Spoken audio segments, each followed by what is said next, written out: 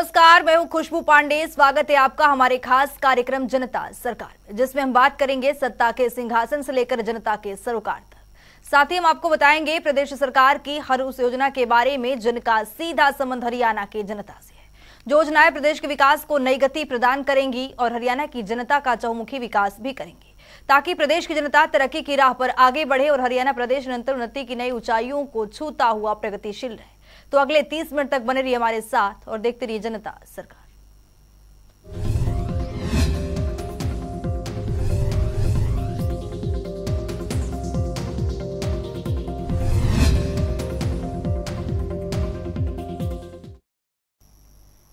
हरियाली तीज के मौके पर पानीपत में राज्य स्तरीय कार्यक्रम का आयोजन किया गया, जिसमें हरियाणा के मुख्यमंत्री मनोहर लाल ने बतौर मुख्य अतिथि शिरकत की। मुख्यमंत्री ने दीप प्रज्वलित कर तीज उत्सव का शुभारंभ किया। इस महोत्सव में मुख्यमंत्री ने विभिन्न क्षेत्रों में अपनी अमिट छाप छोड़ने वाली 101 महिलाओं को सम्मानित भी किया। इस रिपोर्ट के जरिए देखिए।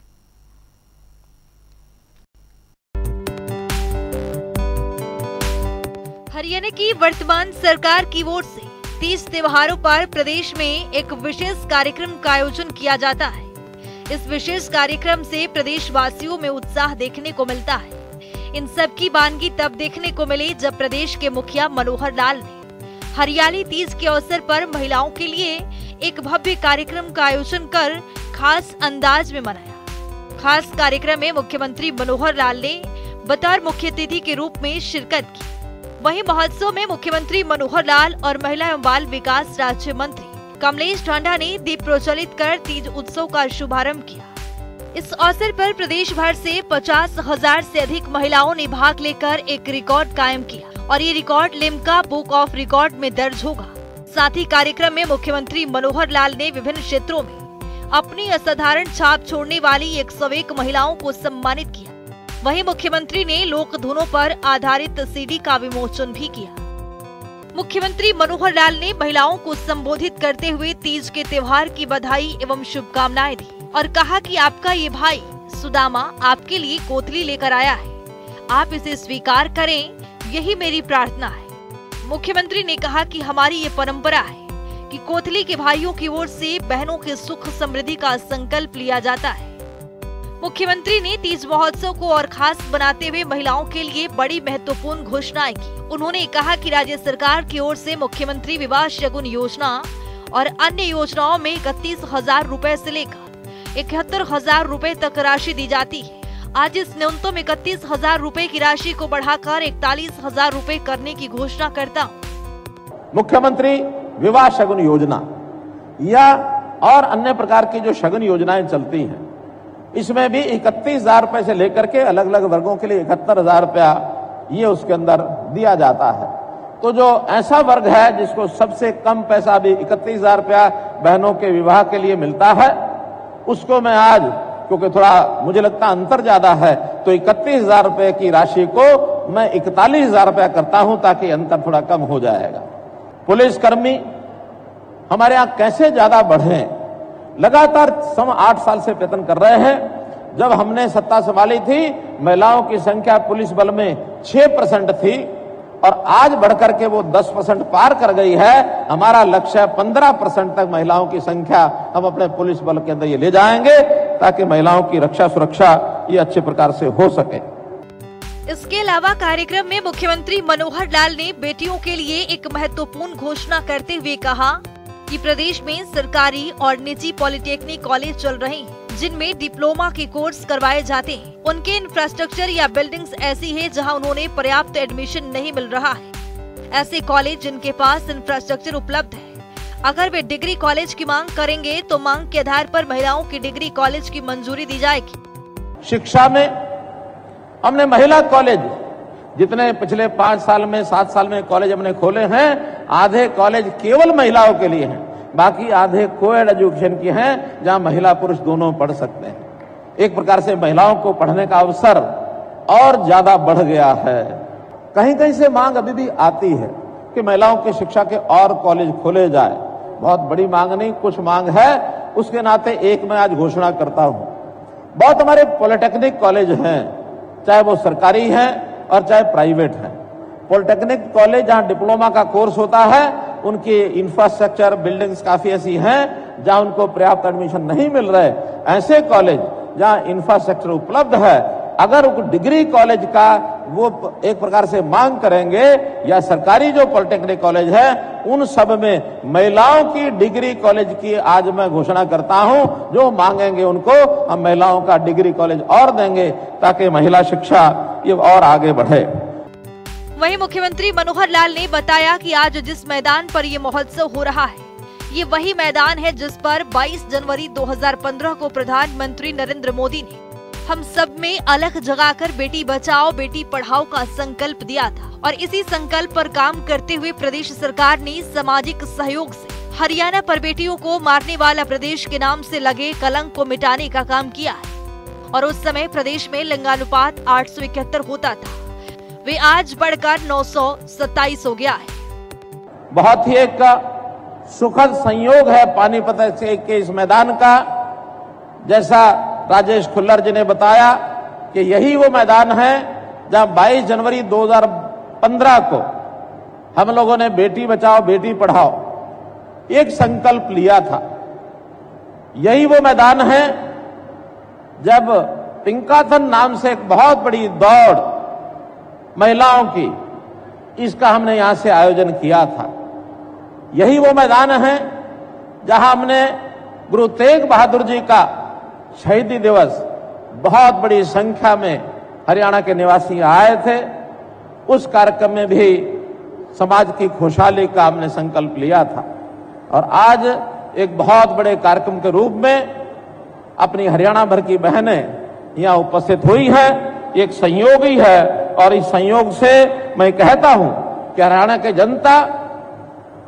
जनता संकल्प लिया है कि हम अपने समाज को मजबूत बनाएंगे, सुदृढ़ बनाएंगे, और इस बढ़ती हुई हमारी जो गति है सुख समृद्धि की, इसमें हरियाणा को और आगे बढ़ाएंगे, ऐसा मेरा मानना है। आज जैसा प्रातःकाल मौसम थोड़ा गर्म हुआ, बाद में इंद्र देवता प्रसन्न हुए, मौसम को अच्छा किया, और अब चूंकि कार्यक्रम का एक स्वरूप आगे बढ़ने वाला है तो फिर से मौसम खुला है। इस दिन के लिए मैं भगवान का भी धन्यवाद करता हूं। भाइयों बहनों, जैसा हमको पता है आज का दिन भगवान शिव जी से ये जुड़ा हुआ दिन है। कहते हैं कि माता पार्वती को आज ही के दिन उन्होंने पत्नी स्वीकार किया था, उनकी शादी एक हुई थी। तो इस प्रकार से इस दिन का अपना एक महत्व है, और आज ये हर्ष और उल्लास का यह त्योहार है। भाइयों बहनों, जैसा बेटी बचाओ बेटी पढ़ाओ की बात हमने की, यह प्रदेश एक समय था बेटी मारने वाला प्रदेश माना जाता था। लेकिन मैं धन्यवाद करता हूं प्रधानमंत्री जी ने इस प्रदेश में अलख जगाई। जो 871 उस समय हमारा जेंडर रेशो हो गया था महिला और पुरुष का, वो आज बढ़कर के 927 हो गया। भाइयों बहनों, 927 हो गया। बहुत बड़ा अंतर एक उसमें आया है। इतना ही नहीं, मुख्यमंत्री ने आगे जानकारी देते हुए बताया कि हरियाणा की प्रगति बहुत प्रदेशों से काफी अच्छी है। हमने रिवॉल्विंग फंड की राशि 10,000 रूपए से बढ़ाकर 20,000 रूपए किया है। उन्होंने कहा कि महिला एवं स्वयंता समूह को 5 लाख रुपए तक ऋण लेने पर स्टाम्प शुल्क से छूट भी दी गई है। महिलाओं के सशक्तिकरण में हमने इनके रोजगार के लिए सेल्फ हेल्प ग्रुप्स बनाए हैं, और मुझे लगता है कि हरियाणा की प्रगति ये बहुत प्रदेशों से काफी अच्छी है। हमारा हरियाणा इस समय 57,376 स्वयं सहायता समूह ये बना करके 5 लाख से ऊपर महिलाएं वो इसकी सदस्य बनी है। अभी मैं जन संवाद के कार्यक्रम में बहुत विधानसभा में गया, हर जगह महिलाओं ने, जैसे आज यहां पर स्टॉल लगाए हैं, ऐसे स्टॉल लगे हुए मिले मुझे। जगह जगह अपने जो उत्पाद हैं उनको लेकर आती हैं बहनें और उसकी वहां बिक्री करती हैं। मुझे उस समय ध्यान में आया कि इनका कोई बिक्री केंद्र के लिए कोई एक अच्छा स्थान विकसित होना चाहिए। तो आज ही मैंने बात की अपने अधिकारियों से, एक चीज की मैं घोषणा कर रहा हूं। हमने विचार किया कि जितने शहर हैं, अभी केवल जिला केंद्रों के बाद फिर सब डिवीजन हेडक्वार्टर, बाद में ब्लॉक हेडक्वार्टर, धीरे धीरे एक एक स्टेप में चलेंगे। सभी जिला केंद्रों पर मैंने एक निर्देश दिया है अपने डिपार्टमेंट्स को कि वहां 50 से लेके 100 पोटा कैबिन का एक स्ट्रक्चर बनवाएं। और जो बहनें हमारी ये जो अपना उत्पाद बनाती हैं, अपना उत्पाद जो बना हुआ है उसी सेल्फ हेल्प ग्रुप को ये सुविधा मिलेगी। बाजार से खरीद के ला के उसको बेचने की सुविधा नहीं मिलेगी। ऐसे सेल्फ हेल्प रजिस्टर्ड ग्रुप वो वहां प्रतिदिन के हिसाब से उन पोटा केबिन्स को बुक करा सकती हैं और जा करके अपना सामान बिक्री के लिए दिन भर रख सकती हैं। ये होगा एक साझा बाजार। साझा बाजार की ये कल्पना की गई है। आवश्यकता पड़ने पर, डिमांड ज्यादा होने पर इसकी संख्या बढ़ाई भी जा सकती है। कम से कम एक हाट जैसे होते हैं साप्ताहिक हाट, ऐसा वो साझा बाजार हमारी सेल्फ हेल्प ग्रुप को बहनों के लिए और एक सुविधा ये उनकी हम दे रहे हैं। हमने बहुत प्रकार के फंड्स इनके लिए क्रिएट किए हैं। रिवॉल्विंग फंड 56 करोड़ रुपया इसमें हमने दिया है। सामूहिक निवेश फंड के लिए 285 करोड़ रुपए का अलॉटमेंट किया है। बैंक क्रेडिट लिंकेज के लिए 880 करोड़ रुपए का इनको जो एक सुविधा दी गई है। और जो रिवॉल्विंग फंड ये सिर्फ 10,000 रुपए जो होता था उसने डबल करके 20,000 करोड़ रुपया ये इनके लिए रिवॉल्विंग फंड कर दिया है। 5 लाख रुपए तक का जो ऋण है उसकी स्टाम्प शुल्क से छूट दी गई है। ये भी एक चीज जो है इनके लिए हमने आयोजित की है।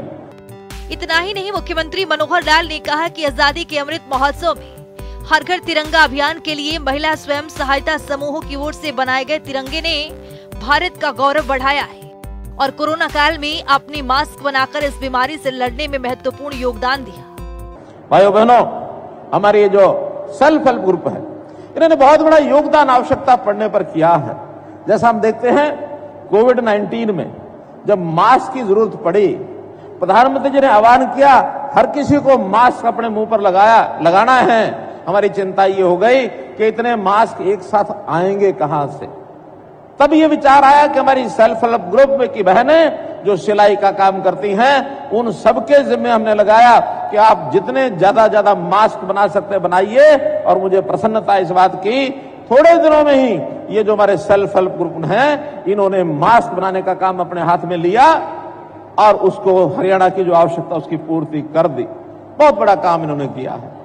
इसी प्रकार जब देशभक्ति के नाते प्रधानमंत्री जी ने तिरंगा लहराओ घर घर तिरंगा ये योजना जब बनाई तो इतने सब तिरंगे बाजार में उपलब्ध नहीं थे। हमने सेल्फ हेल्प ग्रुप को ही कहा कि आप ये तिरंगे बनाइए और एक कीमत रख करके समाज में दीजिए, सरकार को दीजिए, संस्थाओं को दीजिए। तो वो जो तिरंगे घर घर पिछले 2 साल से जो अभियान चल रहा है इसमें भी हमारी जो सेल्फ हेल्प की बहनें हैं उनका बहुत बड़ा एक योगदान है। इसके साथ ही मुख्यमंत्री मनोहर लाल ने बताया कि राज्य सरकार ने महिलाओं के सशक्तिकरण के लिए विशेष ध्यान दिया है। हमने पंचायतों में 50% प्रतिनिधित्व महिलाओं के लिए तय कर दिया है। इसके अलावा लगभग 9 वर्षों में बेटियों की शिक्षा को बढ़ावा देने के लिए भी ठोस प्रयास किए गए हैं। हमारे यहाँ महिला सशक्तिकरण इसके नाते से 31 महिला पुलिस थाने ये भी हमने शुरू किए हैं और हेल्पलाइन महिलाओं की 1091 का नंबर ये केवल महिलाओं को दिया है। और महिलाओं के लिए अलग से दुर्गा शक्ति ऐप ये हमने बनाया है, अलग से दुर्गा शक्ति वाहिनी बनाई है, अलग से दुर्गा शक्ति रैपिड एक्शन फोर्स बनाई है। महिलाओं के नाते से ये प्रदेश अब सुरक्षा का हर कदम या महिलाओं के सशक्तिकरण के नाते से हर कदम जो अपेक्षा करते हैं उसको हम आगे बढ़ाएंगे। शिक्षा के नाते से मैंने आपको बताया कॉलेज की संख्या हमारी काफी हो गई है। 20 किलोमीटर के दायरे में एक महिला का कॉलेज या कोएड का कॉलेज ये अवश्य होगा ताकि 10 किलोमीटर इधर 10 किलोमीटर इधर ये महिलाओं को न जाना पड़े। इस अवसर पर सांसद संजय भाटिया, राज्यसभा सांसद कृष्णलाल पवार, विधायक महिपाल डांडा सहित प्रदेश के कोने कोने से आई बड़ी संख्या में महिलाएं उपस्थित रहीं। जनता टीवी के लिए पानीपत से अनिल कुमार की रिपोर्ट। वहीं सीएम के विशेष चर्चा कार्यक्रम के तहत मुख्यमंत्री मनोहर लाल ने भवांतर भरपाई योजना के लाभार्थियों से सीधा संवाद किया। इस दौरान मुख्यमंत्री ने किसानों का हौसला बढ़ाते हुए कहा कि किसान मजबूर नहीं मजबूत होना चाहिए, क्योंकि किसानों की खुशहाली में ही प्रदेश और राष्ट्र की खुशहाली निहित है। देखिए मुख्यमंत्री मनोहर लाल के संवाद कार्यक्रम से जुड़ी खास रिपोर्ट।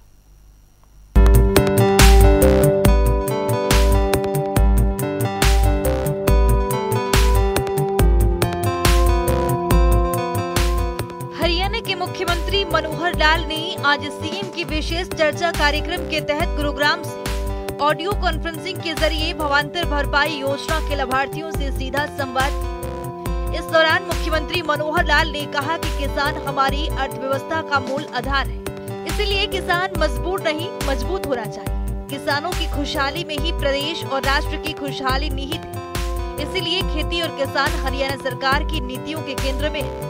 सरकार फसलों के तैयार होने से लेकर बाजार में उसके बिक्री तक किसानों को हर संभव सुविधा उपलब्ध करवा रही है। इसी कड़ी में किसानों को जोखिम मुक्त बनाने के लिए सरकार ने भावांतर भरपाई योजना शुरू की है। इस योजना के तहत अब तक फल और सब्जी उत्पादक 12,000 से अधिक किसानों को 33 करोड़ 26 लाख रुपए की राशि दी गई है। संवाद के दौरान किसानों ने मुख्यमंत्री का धन्यवाद व्यक्त करते हुए कहा कि भावांतर भरपाई योजना लाकर हरियाणा सरकार ने सही मायनों में हमें सहारा देने का काम किया है। पहले हमें मंडियों में बाजार भाव से नीचे चले जाने पर भी अपनी उपज को कम दामों में बेचने के लिए मजबूर होना पड़ता था, लेकिन इस योजना के बाद से हम आश्वस्त रहते हैं कि बाजार भाव के नीचे चले जाने के बाद भी सरकार हमारी सहायता करेगी। मुझे आज आपसे संवाद करते हुए बहुत ही खुशी का अनुभव हो रहा है, क्योंकि मैं आज ऐसे सब किसान भाइयों से संवाद कर रहा हूं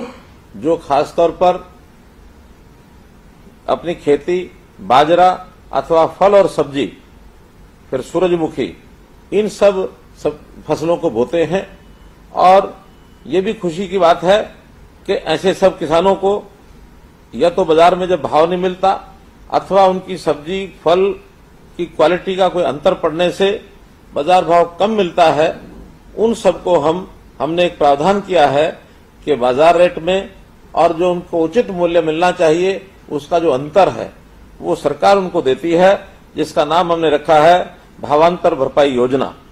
हमने ये भी एक प्रावधान किया था कि जो धान बोने वाले ऐसे हमारे किसान हैं, पानी के संकट को भविष्य को ध्यान में रखते हुए उसकी बिजाई कम करके और विविधीकरण के अंतर्गत उनको दूसरी फसलों की बिजाई करनी चाहिए। मेरा पानी मेरी विरासत इस योजना के अंतर्गत हमने 7,000 रुपया अलग से उनको एक सब्सिडी एक ग्रांट देने की बात कही थी, और साथ में ये भी था कि उनको अपनी बिजाई में यानी फल और सब्जी आदि बिजाई करेंगे तो उसका भी हमको लाभ होगा। तो इस नाते से आप सब ऐसे किसान बंधु हैं जो इस समय लगभग 23,000 सब लोग मेरे साथ जुड़े हुए हैं।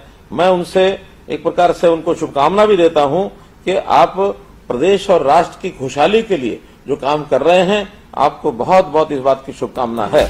सीएम मनोहर लाल ने कहा कि वर्तमान समय की जरूरत के हिसाब से खेती में नए और सफल प्रयोग करने वाले किसानों ने साहसिक कार्य किया है। आपकी सफलता से अन्य किसानों को भी प्रेरणा मिली है और खेती में गेहूं और धान के चक्र से बाहर निकलकर बाजरा की मांग के अनुसार फसलें बोने लगे हैं। उन्होंने कहा कि किसान फसल तो पैदा कर लेता है, लेकिन उसके सामने बाजार भावों की अनिश्चितता बनी रहती है। मुख्यमंत्री मनोहर लाल ने कहा कि आज जिन किसानों से बात हो रही है उनमें बाजरा पैदा करने वाले किसान भी हैं। प्रधानमंत्री नरेंद्र मोदी की पहल पर संयुक्त राष्ट्र संघ ने वर्ष 2023 को अंतर्राष्ट्रीय मोटा अनाज वर्ष घोषित किया है।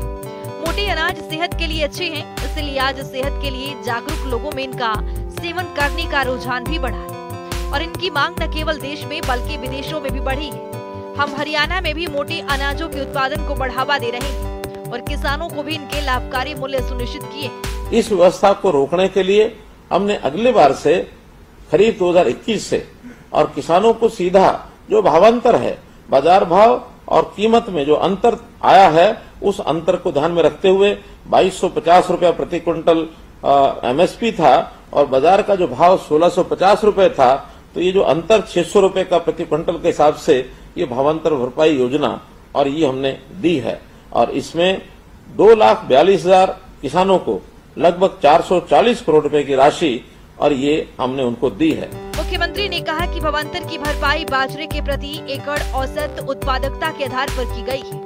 अगर किसान अच्छे भाव मिलने के इंतजार में अपनी उपज मंडी में नहीं लाया तो भी अगर उसने अपने उपयोग के लिए बाजरा रख लिया तो भी उसे भावांतर का भुगतान किया जाता है। उन्होंने बताया कि खरीफ सीजन 2021 में बाजरे का न्यूनतम समर्थन मूल्य 2,250 रुपए प्रति क्विंटल था। और औसत बाजार भाव 1650 रुपए प्रति क्विंटल था। हमने 600 रुपए प्रति क्विंटल की दर से भावांतर भरपाई की है। बागवानी को भी हमने बढ़ावा दिया है और बागवानी को बढ़ावा देने के लिए हमने 2030 तक बागवानी का जो क्षेत्र है, जो आज हरियाणा का 11 लाख एकड़ और ये बागवानी का क्षेत्र है, हमने एक योजना बनाई है कि 2030 तक बागवानी के अधीन आने वाला क्षेत्र इसको दोगुना किया जाए, 22 लाख एकड़ और ये बागवानी की जाए, क्योंकि बागवानी भी ऐसी क्रॉप है जिससे किसान की आय कि उसको काफी अच्छी मिलती है और उसको उसका लाभ मिलता है। मुख्यमंत्री मनोहर लाल ने कहा कि खरीफ 2022 में बाजरे का न्यूनतम समर्थन मूल्य 2350 रुपए प्रति क्विंटल था और औसत बाजरा भाव 1900 रुपए प्रति क्विंटल था। हमने 450 रुपए प्रति क्विंटल की खरीफ 2022 में 2,76,620 किसानों के खातों में 390 करोड़ रुपए की राशि भावांतर भरपाई के रूप में सीधी डाली गई है। इस तरह 2 सीजन में बाजरे की पैदावार करने वाले किसानों के खाते में 830 करोड़ रुपए सीधे ही डाली गई है। मुख्यमंत्री ने कहा कि राज्य सरकार ने पिछले साल प्रदेश में लगभग 53,000 सोलर पंप लगाए और इनके लिए किसानों को सब्सिडी दी गई। इस वर्ष भी 17,000 नए सोलर ट्यूबवेल लगाए जाएंगे। इससे बिजली की खपत में भी कमी आएगी और किसान को भी बहुत बड़ा फायदा होगा। मुख्यमंत्री ने किसान सम्मान निधि के तहत किसानों को 6,000 रुपए की सहायता दिए जाने के लिए प्रधानमंत्री नरेंद्र मोदी का धन्यवाद किया। तो ये सब कठिनाइयां समाप्त होंगी। हमने सोलर पंप्स के लिए भी पिछले साल 53,000 सोलर पंप्स लगाए हैं।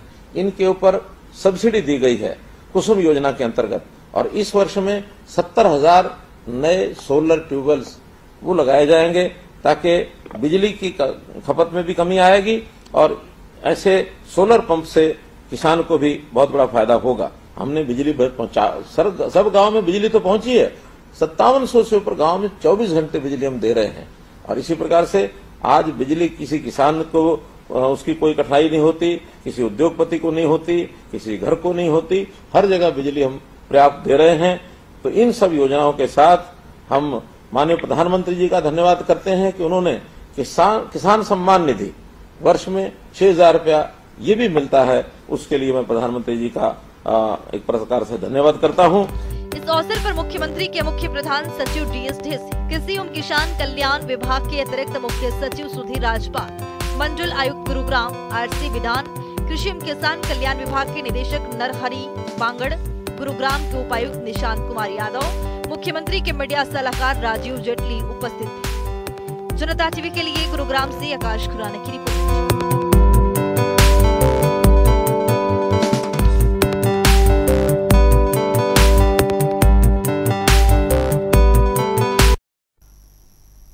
तो चलिए अब जान लेते हैं आज के सवाल का विजेता कौन है।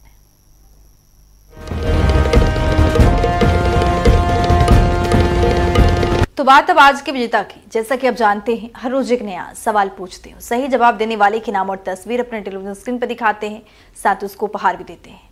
तो चलिए अब जान लेते हैं कल का हमारा सवाल क्या था और कौन है इसका विजेता। कल का हमारा सवाल था, हरियाणा के चंडीगढ़ में उच्च न्यायालय की स्थापना कब की गई थी। इसका सही जवाब है सी, साल 1966। ढेरों जवाब आए, लेकिन आज के हमारे विजेता हैं नरेश जांगड़ा कैथल से। नरेश, आपको बहुत बहुत बधाई। तो फिर पूछेंगे आज का सवाल, देखते रहिए जनता टीवी।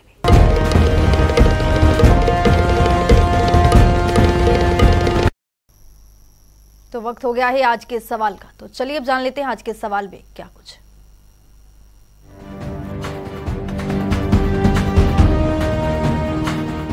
हर रोज की तरह हाजिर हूं आज का सवाल लेकर। जैसा कि आप जानते हैं, हर रोज एक नया सवाल पूछते हैं, सही जवाब देने वाले के नाम और तस्वीर अपने टेलीविजन स्क्रीन पर दिखाते हैं, साथ ही उसको उपहार भी देते हैं। तो चलिए नजर डालते हैं आज के सवाल पर। सर्व शिक्षा अभियान की शुरुआत कब की गई थी। ए, साल 2017, बी, साल 2002, सी, साल 2000, डी, साल 2005। तो दीजिए सही जवाब और बनिए विजेता।